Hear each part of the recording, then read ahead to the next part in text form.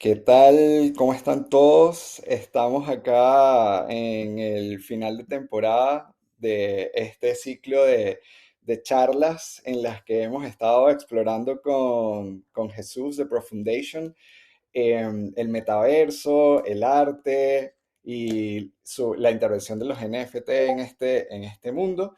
Y bueno, es final de temporada porque hemos tenido ya creo que han sido unas 6 charlas. Hoy vamos a hablar, va a ser la segunda parte de una guía para principiantes de cómo comprar arte o por qué comprar arte, dirigida por Jesus. Y bueno, Jesus, ¿qué tal? Saluda a tu público. Muy feliz de poder compartir con el ecosistema NFT Multiverso un pelín de historia del arte.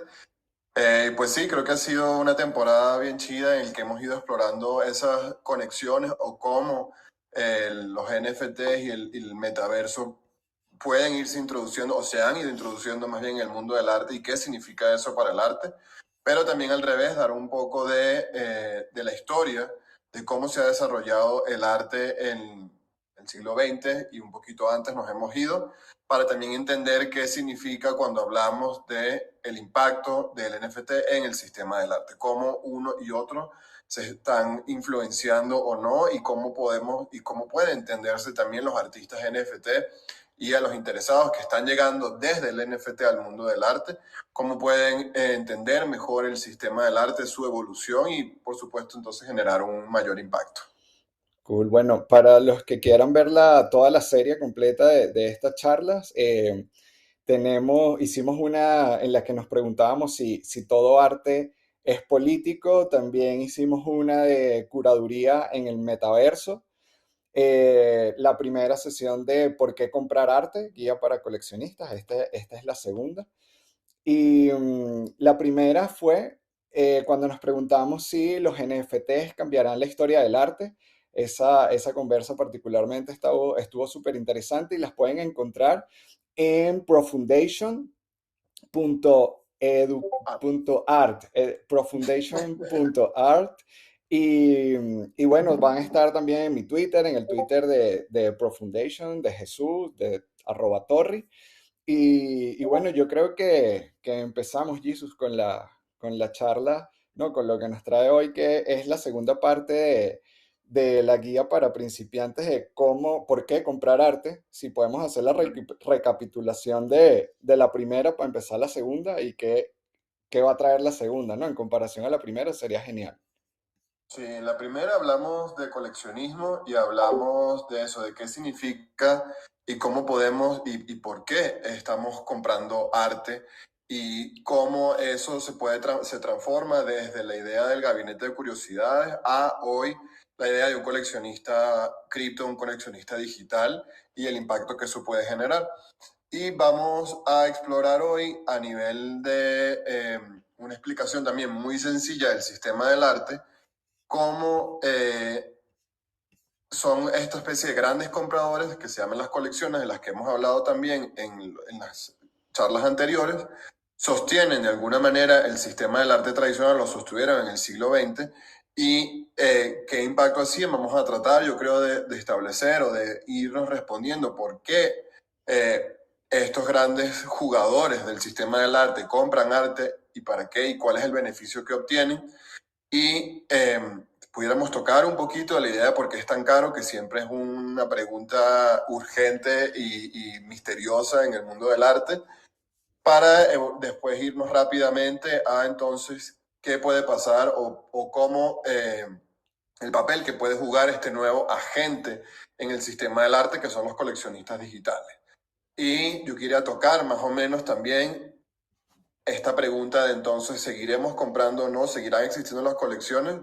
Sobre todo en el contexto de un mercado que está a la baja y de que cómo eso puede tener y si tiene o no sentido entonces seguir invirtiendo en NFTs, sobre todo en relación con los NFTs artísticos y qué es lo que nos pudiera esperar un poco en el corto plazo.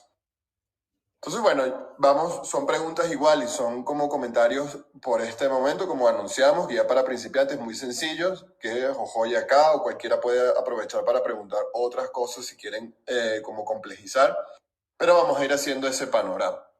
Entonces, bueno, yo quería empezar por presentarles como a dos grandes jugadores, a dos grandes coleccionistas que sostienen y que movilizan el sistema del arte actual, que son los coleccionistas privados y los coleccionistas institucionales. En los privados hablamos de, en general, eso de gente con mucho dinero, entusiastas en hacer una colección de arte contemporáneo que tiene además generalmente una representación en una institución, en una fundación, en una galería, pero de origen privado. Vamos a dejar la palabra institución mejor para los públicos. Entonces aquí estamos hablando de también cuyo espíritu, digamos, va más allá de lo amateur, es decir, va más allá de comprarle a un amigo, de comprarle a una amiga, de tener una o dos piezas en casa para tener ya colecciones. Y en este caso vamos a enfocarnos en las colecciones de arte contemporáneo. Y se han transformado también en coleccionistas, además que inyectan energía y capital al sistema para que los artistas sigan produciendo.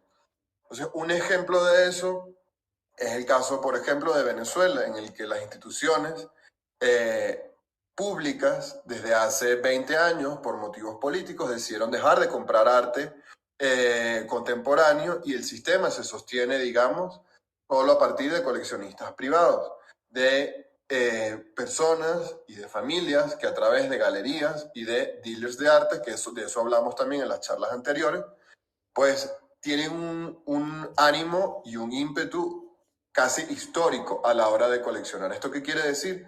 Con la idea de hacer historia.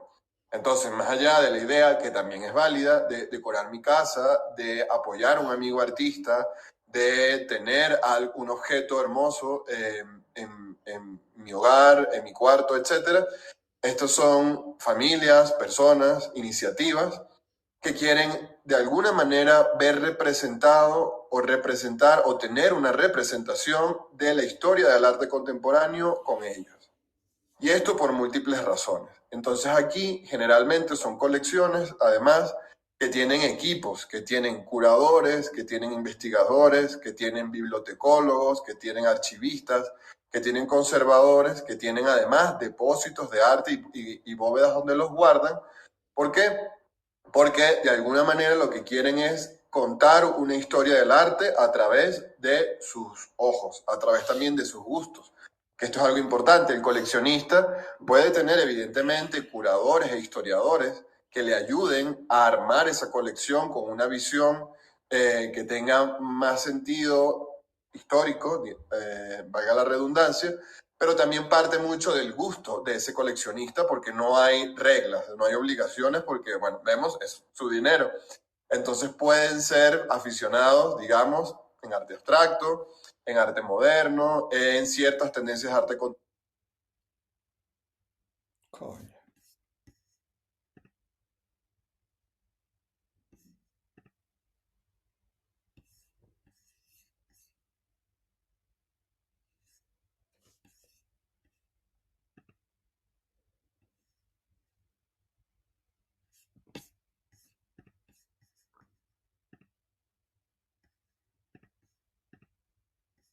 Ah, no, probando, creo que se fue Ah, internet, volviste. hubo ahí un... Ok, eras tú, Tienes el está micrófono bien. apagado.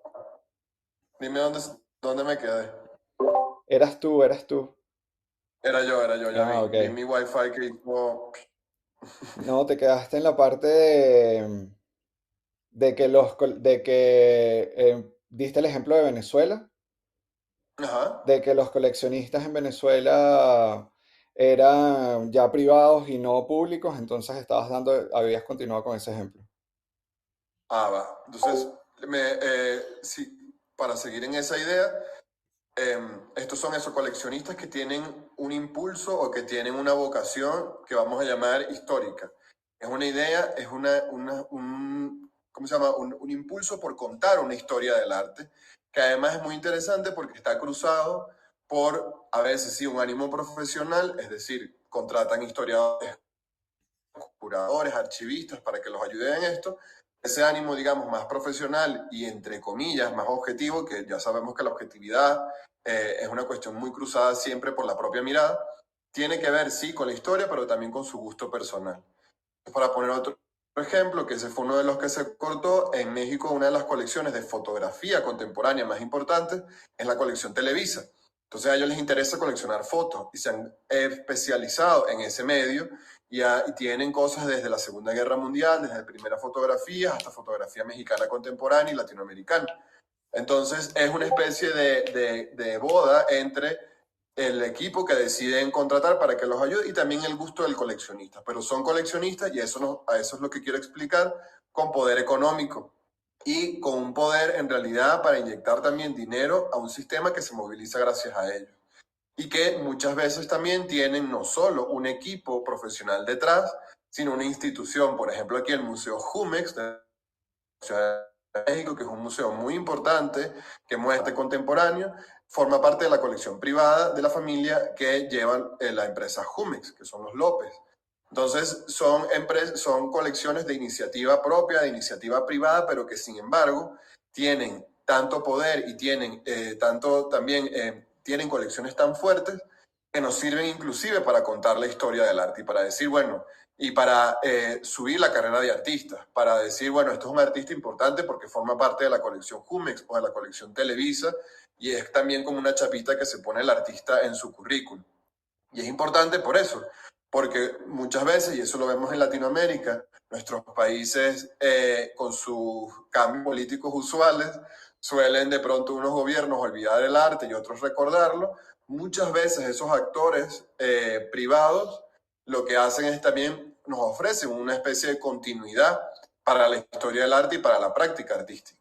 Entonces yo no estaría exagerando cuando digo que en el caso venezolano, por ejemplo, para contar la historia del arte de Venezuela, vamos a requerir y requerimos de colecciones privadas, de saber quiénes han comprado qué, de saber quiénes están conservando ciertas obras, porque como es un trabajo que los museos ya no hacen o ya no hicieron, y son obras perdidas en 20 años de mercados secundarios de compras y ventas, hay que tocarle la puerta a ciertos bancos y a ciertas familias y decirles, ¿qué tienen ustedes allí? ¿Con qué criterios está? Y bueno, a partir de ahí contemos una historia, cuáles son los artistas que más han coleccionado y por qué son importantes.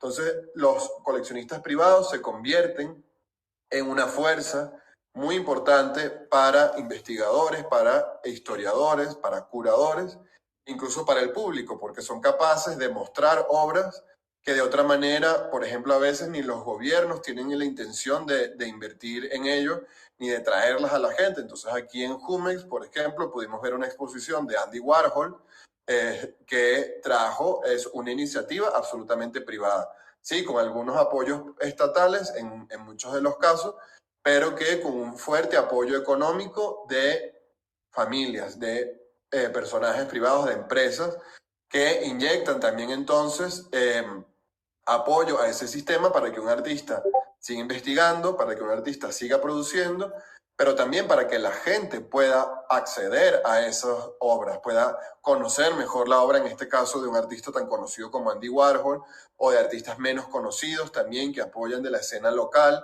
Entonces estos son actores como grandotes que se transforman en grandes músculos de apoyo para el arte contemporáneo y que responderían en realidad a la pregunta de por qué comprar arte, tanto de una manera caprichosa, porque me gusta, porque mi familia es fanática y porque podemos, ¿cómo se llama?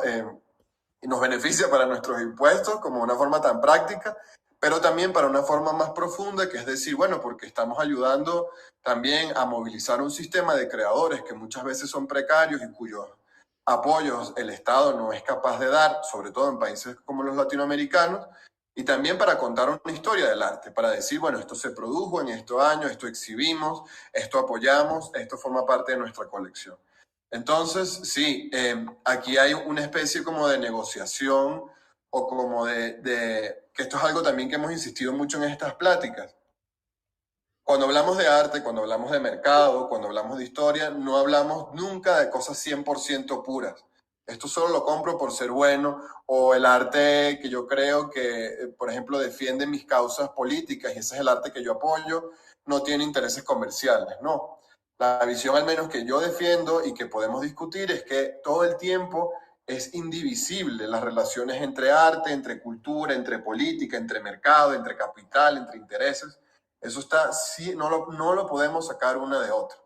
Entonces, claro, aquí nos empezamos a hacer preguntas y podemos exigir como público, como historiadores, como artistas también, que estas instituciones, que estas iniciativas privadas también, bueno, tengan una responsabilidad con su público, con la misma historia del arte y con la misma escena local.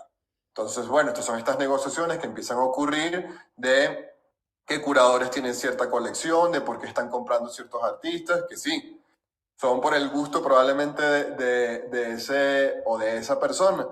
Pero bueno, también como son actores de tanto poder, los artistas también pueden empezar a presionar, a influir. Entonces es un actor muy importante del mercado y y sin que el mercado, o sea, es un actor del que no podemos prescindir, más bien, que eso es importante. Entonces, esos son, de nuevo, grandes colecciones por eso se diferencia de la primera charla que hablábamos de qué podemos hacer nosotros y de por qué compramos o coleccionamos cosas o reunimos desde una colección de barajitas, de chapitas, hasta, bueno, grandes obras costosas. Eso por un lado. Yo no sé si tú, Tomás, tengas alguna pregunta o te Te parezca sigo, ahí que... te sigo, porque a medida que lo vas explicando empiezo a buscar como la similitud con un coleccionista de arte digital, en este caso de Claro, NFTs, ¿no? Y sí es cierto que existen estos coleccionistas que compran obras súper caras y todo el mundo se entera cuando se vende una obra o se subasta una obra por una gran cantidad de dinero, ¿no? Entonces, ¿qué pasa? ¿Quién compra? Bueno, la mayoría de las veces coleccionistas privados, bueno, sí, yo creo que individuales y una que otra organización también tiene hoy en día colecciones de NFT y creo que ahí es donde se empieza a crear esa historia, ¿no? A hilar todo, sí. por qué se está coleccionando, quién está coleccionando esto, por qué hay una utilidad quizás o es solo arte. Entonces esa yo creo que es la rama que nos interesa, ¿no? Las colecciones. Ahí vamos a Ujú. llegar. Entonces, y eso, yo les hablé de estos grandes coleccionistas que tienen museos levantados a su nombre, pero lo cierto es que también hay coleccionistas que no tienen tanta capacidad económica, pero que igual inyectan mucha vitalidad al sistema, que son familias y son personas que coleccionan, por ejemplo, arte emergente de galerías pequeñas, de galerías alternativas, de galerías underground, que se transforman un poco en esa lista de contactos al que la galería acude para movilizar a sus artistas y para poner a sus artistas en el mercado. Entonces también si así no sean capaces de traerlos a un gran museo, son al momento de comprar una exposición en una galería o un espacio alternativo, quienes le inyectan ese dinero y ese capital para que ese espacio alternativo pueda seguir funcionando. Y muchas veces eso, si el rédito económico no está claro al principio, es, si lo queremos ver en términos económicos, una apuesta de riesgo, es decir, apoyar a 5 a 10 artistas emergentes, diversificar tu portafolio, si lo quieren poner así, para que de esos 10 artistas, uno o dos sean los que logren a ti un regreso de tu inversión. O simplemente si es un coleccionista que tiene los medios económicos y en el mundo NFT hay muchos así, quieren es tener eso para poder ser quienes tienen a esos artistas que de alguna u otra manera impactarán después en la historia del arte o en el sistema NFT o en el sistema político, como ustedes quieran ver, y los artistas que quieran apoyar. Entonces sí, este tipo de artistas a mayor o menor escala, de coleccionistas, perdón, son muy importantes porque inyectan un montón de vitalidad y de capital a un sistema que los necesita para crear. Y en un sistema además, que eso es otra cosa que cruza toda la idea de coleccionismo, a veces no responde, la mayoría de las veces, o siempre, a la ecuación de valor tradicional, que es yo pongo trabajo en un material y le genero valor. Estamos hablando acá de valor simbólico. Es un valor que depende de muchísimas cosas que se nos escapan de nuestra comprensión, que tienen que ver, lo hemos hablado hoy en día con la viralidad, hoy en día con la popularidad también, pero también con si hoy puede ser con la capacidad de programación, con la creatividad de de cómo se pueda, del propio NFT o de quien lo tenga. Si lo tiene una celebridad, yo quiero tener un NFT que también tiene una celebridad. Es decir, esas cosas, todo influye en el valor. Entonces, bueno, hablando de la gran escala de coleccionistas que tienen museos hasta una colección mediana, coleccionistas que tienen un ánimo de entablar una relación con su escena, con espacios alternativos, con galerías, son miembros muy importantes de este sistema y que sostienen muchas veces prácticas tanto alternativas que no, a veces que escapan de las grandes instituciones, que escapan de las universidades, que escapan de los museos, porque el museo ya lo vemos hoy como una figura consagratoria. Esto ya cuando estás ahí ya lo lograste. Entonces, y fíjense que también le hemos hablado al museo, como es una institución pública, tiene burocracia y tiene muchas barreras de entrada, le cuesta asimilar las cosas nuevas. Entonces hemos visto toda esta pelea o toda esta conflicto por lograr que entre el NFT y el arte digital al museo. Al museo le cuesta escuchar esas cosas, le cuesta hacer entrar a estas cosas. Entonces necesitamos otros actores que vayan apoyando eso para que cuando ya logren cierta difusión, pues bueno, a veces ahí el museo sí escucha. Pero eso son batallas y por eso les decía que no hay pureza, no hay actores 100% puros o no hay actores 100% oscuros cuyos intereses nos evitan que se conozca el arte. Entonces, aquí vemos un actor muy, muy importante, un actor eso, que moviliza ciertas cosas alternativas en muchos casos, que ya para que sean parte de instituciones cuesta. Y pasamos entonces a la institución. La institución son colecciones públicas, son colecciones con dinero del Estado que pagamos todos con nuestros impuestos, que además paga el Estado con también los ingresos de un país y que sostienen un sistema público de cultura con museos grandes de diferentes tipos de arte, como el Louvre, como el MoMA, como, como los museos nacionales en Venezuela, como el museo acá, por ejemplo, de Bellas Artes o de Arte Moderno.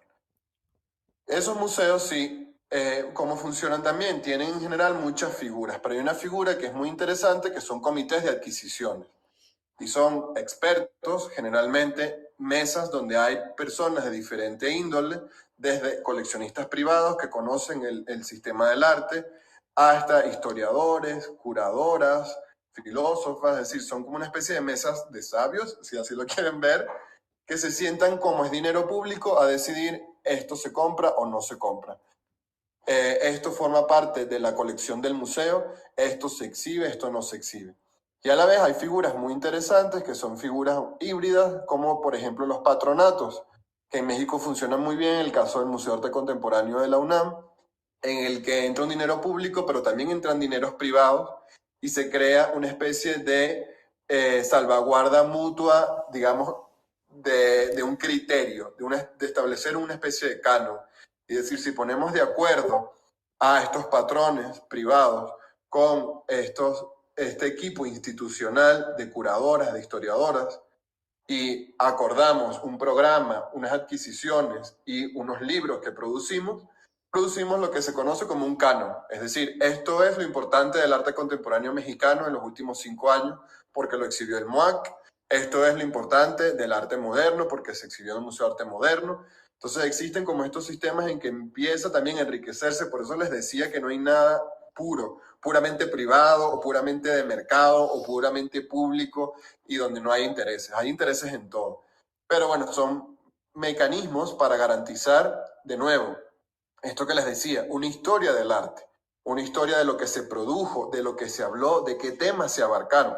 Porque recuérdense que también cuando hablábamos de arte y ya hablábamos de cómo se separa el arte de lo meramente formal, de una escultura bella y de un cuadro bello, a hacer hoy una práctica política, estética, que reúne gente que habla de temas de actualidad, que critica la sociedad y critica el sistema, pues entonces lo que queremos también hablar no es solo de cosas bellas que se produjeron en Venezuela, en México o en España en un año, sino de temas de los que se hablaron, de inquietudes políticas, de un sistema de creadores, de una forma de entender el mundo.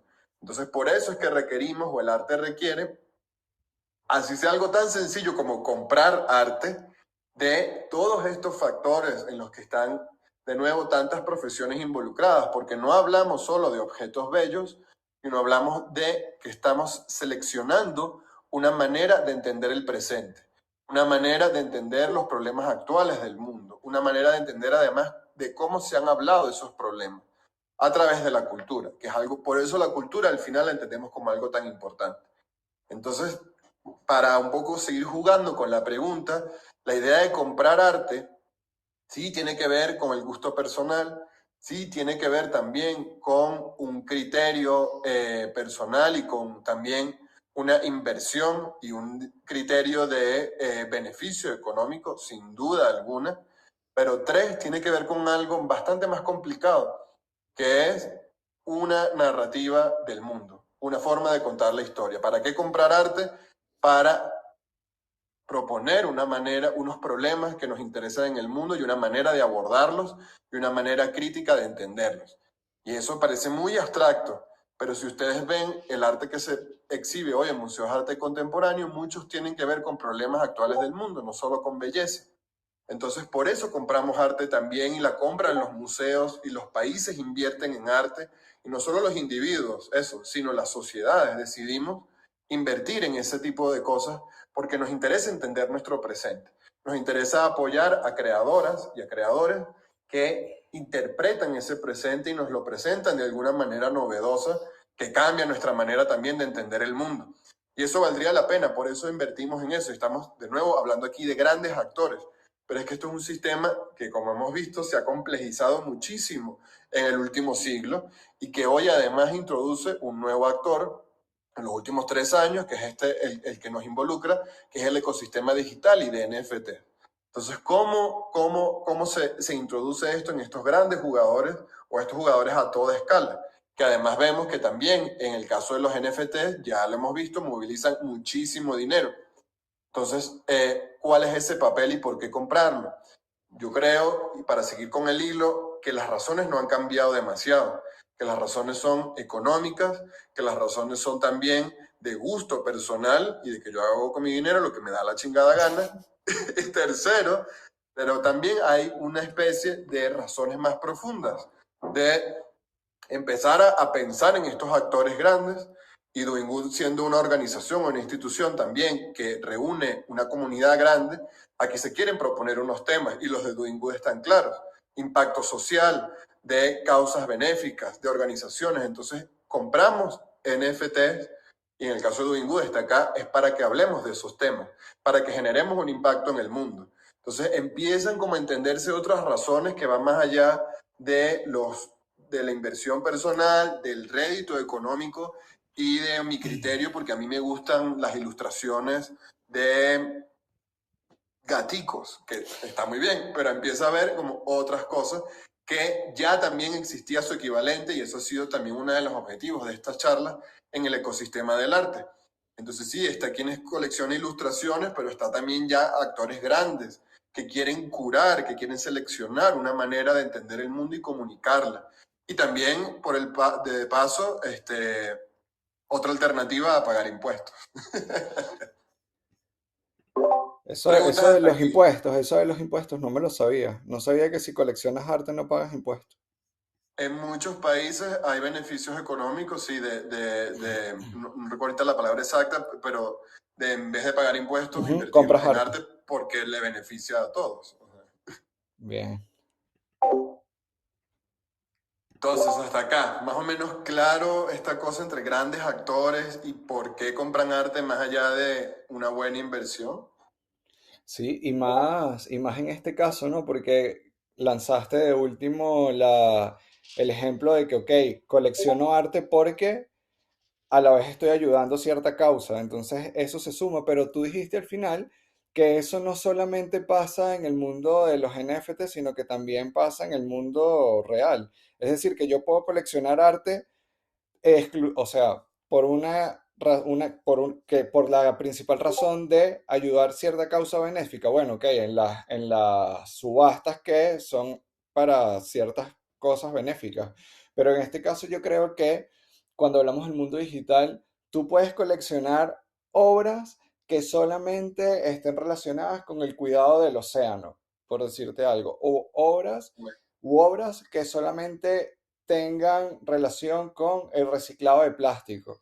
Entonces, eso se ve así en la vida real. Yo creo que cuando hay subastas por benéficas es porque, bueno, hay un evento social detrás, que se ve bien que yo como benefactor de la sociedad, bueno, me compro este cuadro, pero la plata en realidad va para ese sitio. O yo como benefactor vendo una obra, dono una obra a caridad para que esa plata vaya a cierto fondo, ¿no? Pero ahora que me lo planteo, no sé si tú lo has visto, en el mundo real yo puedo coleccionar exclusivamente obras que salven o que vayan de la mano con cierta causa. Eso es lo que me genera ahorita la curiosidad, ¿no?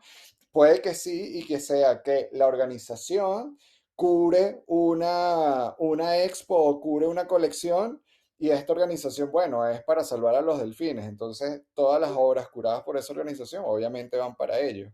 Pero creo que mi rollo mental está en que cuando lo comparo con NFTs, eh, es cualquiera que, bueno, en este caso, cualquier artista que puede generar obras en pro a esta causa y está cualquier coleccionista que puede coleccionar para ayudar a esta causa, ¿sabes? Como más abiertas las posibilidades. En cambio, en el mundo real, o es la organización o no.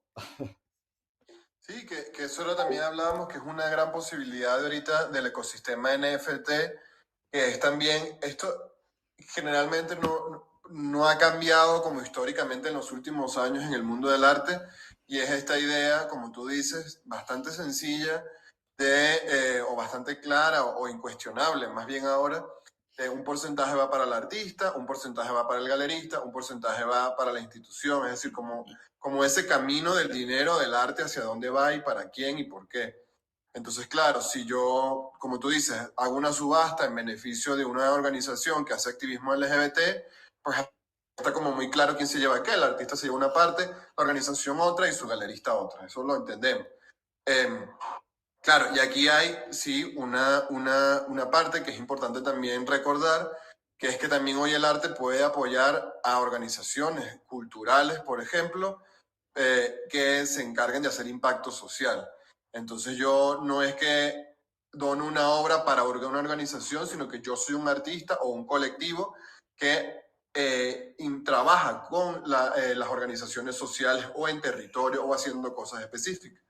Pero lo interesante y lo que tú dices que introduce ahora el sistema del NFT es que podemos empezar a cuestionar de manera mucho más directa ese mecanismo de circulación del dinero en Mm. relación con la producción artística. Entonces puede transformarse en una manera más justa de distribuir porcentajes a artistas, organizaciones, a instituciones, a coleccionistas, que puedan tener además, en el caso de muchos del ecosistema de NFT, un impacto social claro o transparente y evidente, porque eso sí es innegable para el sistema del arte. Esto es como una de las partes más oscuras en el sentido de menos transparente, de que no sabemos y que nos cuesta mucho entender y aprender, e inclusive entre artistas y en el mismo sistema, cuánto vale realmente una obra, qué precio se le pone, qué porcentaje va a quién. Como que nadie mucho se dedica, o más bien nos cuesta pensar en esas cosas prácticas cuando somos creadores, cuando somos artistas, cuando somos curadores. Y resulta que sí es una parte importante también del sistema. Entonces, eso empieza a introducir ahorita el ecosistema de cripto y NFT, si lo llevamos a esta manera como más optimista, de transparentar esta idea de los porcentajes, de pensar en acuerdos más justos, de pensar también en maneras más creativas de poder distribuir ese montón de capital que a veces el arte genera como acción simbólica, que empieza, bueno, ya sabemos, a cotizarse por precios muy altos y que pudiese ser de alguna manera más justo para tanto creadores como organizaciones que apoyen el arte, como organizaciones también de impacto social y para generar todas estas cosas que también el arte, que al menos nos interesa a mucha de la gente que una plataforma como Doing Good reúne, que son cosas de impacto social, de educación, de causas también en las que creemos, que por supuesto no son, es decir, cada quien puede escoger en la causa en la que cree, ¿no? Y ahí va mi segunda, va otra de las cosas que quería hablar. Yo creo que eso es importante. En un momento actual en el que vemos, por ejemplo, precios de los NFTs o precios del mercado como en un lugar bajo, quizás el arte, bueno, el arte, eso sí hay que decirlo, ha sido tradicionalmente en el mundo fuera del digital una muy buena inversión siempre. eh, Manejado un portafolio bien entre los vaivenes del mercado, Pero, sorprendentemente, güey, las déjame burbujas del arte, interrumpirte un no te poquito. escucho, Tomás. ¿Cómo que no? ¿Aló? Ahora sí, ahora sí. Ah, que déjame interrumpirte un poquito porque si tú compras arte en cripto, ¿verdad? Ahorita Ujú, que hoy, para la gente del futuro, hoy 4 de julio, Ethereum está a $1000. Si tú compraste una obra de arte por X cantidad de Ethereum, lo que ujú, baja de precio es el Ethereum, o sea, tu obra sigue costando lo mismo. Obviamente, si tú eres una persona o un humano que vive y colecciona obras de arte en este mundo digital y compraste una obra por 10 Ethereum, así el Ethereum haya bajado de precio, tu obra cuesta igual 10 Ethereum porque tú estás comprando y vendiendo dentro de este marco, ¿no? Dentro de este entorno de cripto. Y también pasa mucho que yo trato de ver esta caída del mercado desde una parte positiva y me disculpo a toda la gente que ha sufrido de verdad toda esta bajada, pero yo lo veo desde una parte positiva porque si siempre he aspirado a comprarme X obra o X fotografía de X fotógrafo que me costaba hace tanto un Ethereum que costaba $3000, hoy en día yo puedo sentirme con más seguridad de, wow, con $1000 sí me alcanza para comprar esa foto que toda la vida he querido tener. Entonces es a lo que voy. Es quizás para que el que compró, bueno, no vamos a entrar en esos detalles de mercado, no, pero quería dejar eso claro que si tú compras una obra en cierto valor de Ethereum o de la cripto que sea, ese valor de la obra se mantiene dentro del ecosistema, dentro de la blockchain, independientemente de que cueste más o menos dólares hoy en día, ¿no? Entonces, esta es mi forma de ver el vaso un poquito medio vacío que también representa oportunidades para aquellos que queremos comprar o coleccionar. Y que ahí creo que podemos también empezar a hacer enlaces, sobre todo en lo que nos involucra, que es el arte, porque bueno, si hablamos de comprar NFTs, en el sistema de la música es otro, pero en el sistema del arte, todo lo que hemos hablado en estas temporadas viene también como una idea más profunda de desarrollar como este criterio que yo ya lo llamábamos el tercer criterio, el histórico. Y es entender, bueno, qué artistas estoy apoyando. Y si yo apoyo a un artista que tiene una carrera en el mundo digital, que tiene una intención también de seguir trabajando en ello, que veo una formación o que veo además también una, por ejemplo, una intención comunitaria, que tiene una comunidad que discute, que forma parte, probablemente independientemente de un momento del mercado hoy, de que esté el valor alto o bajo de una moneda, estoy apoyando una carrera, estoy apoyando a un artista, estoy apoyando también una causa o estoy apoyando a alguien que haga una práctica que para mí tenga sentido. Entonces, aquí hay, claro, hay otra vez, de nuevo, razones profundas para que en un momento en el que el mercado está bajo, es un momento, como dice Tomás y coincido, extraordinario para buscar arte, para comprar arte. ¿Por qué? Porque estás apoyando un valor simbólico cuyo valor no depende eso, de los factores, o que en este momento digamos, no tumba el factor externo de un mercado, si yo lo entiendo como apoyar una carrera, como apoyar una práctica, como apoyar una causa, que en un momento en que el mercado esté más optimista, quizás me represente a mí un retorno de la inversión cuando yo lo vea así en ese segundo factor económico. Entonces aquí hay unas razones profundas que nos ha enseñado la historia y que ahora el NFT, introduciéndose al mundo del arte o entendiendo esa relación con el mundo del arte, pudiera convertirse en una oportunidad si aprendemos justamente de esa historia y sin tener una bolita mágica de decir, invierte en esto que mañana serás millonario, que no es la idea, sino es decir, también uno colecciona arte, también uno compra arte y en este caso el NFT es exactamente lo mismo, en el ecosistema NFT es lo mismo, digamos. Estoy también invirtiendo en una práctica, en una forma de contarme la historia, en una manera de hablar del presente, en un artista al que apoyar, en un interés de temas de los que quiero hablar. Entonces también puede ser un criterio para nosotros, inclusive como pequeños coleccionistas o como personas principiantes, digamos, que entrando al mundo del arte y del NFT, en decir, como dice Tomás, yo siempre había querido apoyar a esta persona, es momento. O siempre había querido apoyar a esta causa, quizás sea momento. Y ya yo sé que yo no estoy apoyando algo porque en este momento está caro y está subiendo y quiero ese retorno, sino por unas razones más profundas de yo quiero apoyar una producción artística que tiene sentido en el tiempo y en la que yo creo que yo voy a poder seguir confiando en 5 años, en 10, en 15, en 20, independientemente de otras razones. Entonces ahí también, y nosotros además con capital limitado, que no somos Elon Musk o una gran institución, familia, decir, miren, quizás ahorita que pueda hacerlo, ¿con qué criterio lo voy a hacer? Voy a mis charlas de Pro Foundation y yo digo, con este criterio, con esta práctica, con este sentido, para apoyar este tipo de causa o de problema o de manera crítica de ver el mundo. Entonces aquí hay otras razones, por eso les decía, profundas, que sí, que cuando es un coleccionista grande que contrata un equipo de curadoras e historiadoras para trabajar con ellos, es más claro, pero que también yo puedo aplicar con mis criterios de coleccionista pequeño en decir, bueno, aquí hay una práctica que se puede sostener en el tiempo. Y eso es una clave interesante. Decir qué artista, qué práctica se puede sostener en el tiempo. Quizás si yo compro un tweet famoso en NFT o una captura de pantalla, ahí tendré que yo preguntarme por esa inversión versus apoyar a un artista, a una práctica que se pueda sostener en el tiempo y que no me madrugue entonces al día siguiente de un mercado sospechoso. Entonces ahí hay muchas cosas de las que ver y yo creo que como tú, Tomás, coincido en que el arte es una gran oportunidad para esto, pensándolo con criterios de sostener en el tiempo, por supuesto. Pensé que te ibas a ir por las ramas ahí al final, pero te salvaste justo en la frontera de, bueno, no nos vayamos a lo del tweet ni a lo del pantallazo, porque quizás no podemos salir de ahí después. No estoy dando herramientas para que la gente interprete a su gusto. O No, sea, no le brutal, estoy brutal, diciendo. brutal, brutal. Es una guía, pero no es una guía. Son cosas para que la gente haga sus propios criterios, la verdad. Bien, excelente.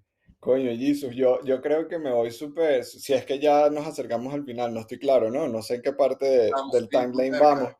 pero me siento súper satisfecho con estos insights que hemos sacado a la luz porque hilan muchas ideas aisladas que la mayoría de las personas tenemos en cuanto al tema de coleccionismo, ¿no? Y de hablar a veces con una propiedad tan fuerte de por qué coleccionas NFTs, qué significa eso, y las similitudes con el mundo real son muy grandes. Y, y es parte de esta historia que estamos escribiendo, ¿no? Y me acuerdo claro de la primera charla que es, los NFTs van a cambiar la historia del arte. Bueno, quizás no es cambiar la historia, pero sí marcar un hito en la que se está escribiendo hoy en día, ¿no? Y es súper importante resaltar eso porque sin duda alguna el hecho de que hoy estos assets digitales y de que este mercado de criptomonedas te permita eh, hacer este sinfín de cosas desde crear una obra en específico relacionada a blockchain, como hablamos en otras ocasiones, Exactamente. que te permita imaginar o crear un sistema de recaudación de fondos como el que estamos haciendo actualmente con Profundation, que al final esos fondos son para beneficiar al ecosistema artista en el mundo real, para esos talleres que están dando ustedes con Débora Castillo. Eso yo invito a la gente en verdad a que investigue un poquito más de este mundo del criptoarte, por llamarlo de alguna forma, porque las puertas que puede abrir y toda la creatividad que se puede desbordar gracias a esta tecnología todavía es infinita y creo que va a ser así por mucho tiempo, ¿no? Exactamente. O sea, igual como lo pensábamos, para conectarlo también con esa primera charla, por ejemplo, cuando se inventó la fotografía, fue un medio que cambió la historia del arte porque cambió nuestra manera de entender el mundo, de entender el original, de entender la representación. El mundo digital ha cambiado eso, quizás sea muy temprano para saberlo, pero va a depender nada más eso, de cómo logramos sigamos incidiendo en prácticas críticas, de cómo, como tú dices, sigamos siendo creativos, buscando nuevas maneras de representación, de financiación, de circulación crítica, de cuestionamiento, que es también algo que le interesa profundamente al arte hoy. Entonces tenemos la innovación técnica, pero depende de nosotros cómo utilizamos esa innovación técnica para, de nuevo, introducir cambios, para cambiar perspectivas también y para, en realidad, y sería como el objetivo también, pensar en maneras más justas, pensar en un mundo más justo al final de las relaciones también de nuestro propio ecosistema cultural o artístico. Entonces ahí están las herramientas y también ahí está la historia para entender cómo así, cómo ha pasado. Entonces nosotros teniendo eso pudiéramos pensar justamente está el camino por recorrer de repensar en esas prácticas y justamente el reto. Bien, bien. Y bueno, los que vean esto en diferido y sea este el primer o segundo capítulo que ven, les recomiendo que vayan a la página de profundation.art y busquen el resto de los episodios porque en realidad estas conversas han estado bien candentes y son sobre temas que están en el mainstream, ¿no? Criticando principalmente al arte y a los NFT y creo que gracias a esta serie de conversaciones se pueden aclarar muchos mitos, por decirlo de alguna forma, unos criptomitos. Y también es una invitación a que imaginemos, ¿no? Cómo puede ser el presente dentro de un año, 5 años, meses, quién sabe, ¿no? Y otra cosa que les quería comentar es que, bueno, pendiente de Profundation, porque vienen cosas súper interesantes, viene el lanzamiento de Débora Castillo, que es una de las miembros fundadoras de este colectivo junto a Jesús, y parte de todo lo que está haciendo Profundation está ligado a NFTs, así que échenle un ojo a eso porque está interesante. Ya hay NFTs que están en OpenSea, hay otros en Doing Good. Hay unos NFT gratis también que vamos a estar informando por ahí. Y yo creo que, bueno, ha sido, coño, Jesus, un gustazo haber compartido contigo estas conversas. Agradecido también con Doing Good por darnos el espacio, prestarnos el canal de Hangouts para poder hacer este pimponeo de ideas. Y yo, bueno, me siento el principal beneficiado de haber recibido estas clases casi que privé de historia del arte y enfocado a un tema que me interesa demasiado, ¿no? Creo que conseguí mi cometido que era recibir clases tuyas y relacionadas al metaverso y a todos los NFT. Así que bueno, agradecido de pana, bro, y agradecido de nuevo con Doing Good por la oportunidad. Sí, yo también muy agradecido contigo, Tommy, con Doing Good, porque ha sido un espacio importantísimo para hablar de estas conexiones, para también quitarnos un poco prejuicios, porque también desde el arte se mira con sospecha el NFT, desde el NFT del arte y todo el mundo nos vemos así como que cada quien nos estamos reinventando, pero creo que justamente en espacios como este, en el que podamos conversar y en el que podamos hablar de cómo nos podemos relacionar con la historia como escenario, yo creo que ha sido también como esencial como tú dices, poder imaginar todas las nuevas alternativas y todas las maneras como tanto críticas como creativas de poder repensar este ecosistema en el que estamos todos trabajando. Entonces creo que ha sido un buen espacio para pensar eso, para dedicarnos durante unos minutitos a la semana de pensar en esas posibilidades y que bueno, ha sido también de enorme provecho para mí. Brutal. Bueno, gracias, gracias y nada, nos vemos en la próxima temporada. Ahorita estamos en Así julio de es. 2022. Esperamos arrancar en septiembre de este mismo año con la próxima temporada. Nos queda todo agosto para irnos de vacaciones y planificar de qué vamos a hablar. Buenísimo. Bro, un gusto, gracias. Gracias, Bueno, Yoyoy, por chao. conectarte. Bye.